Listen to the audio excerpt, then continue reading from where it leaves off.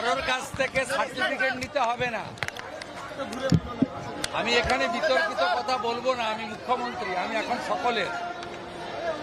আমি চাই শুভবুদ্ধির উদয় হোক। আমি শুধু বলবো যারা এখনো সমালোচনা করছেন তাদের চৈতন্য উদয় হোক।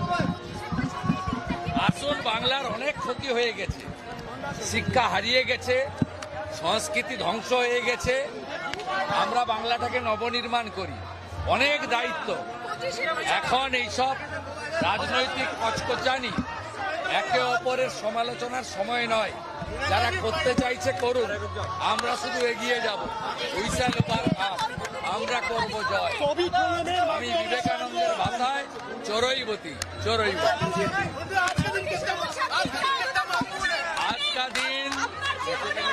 आज का दिन बहुत महत्वपूर्ण है देश के लिए, बंगाल के लिए। इसलिए प्रधानमंत्री का इच्छा था नया सरकार रविंद्र जयंती का दिन अपना कार्यकाल शुरू करे।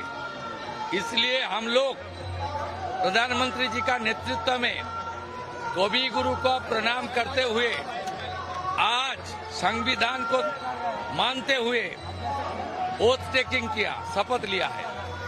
और उसका बाद मेरा सरकारी कार्यक्रम ये जोड़ा साको से हुआ है, कवि गुरु को प्रणाम करके माल्यार्पण कर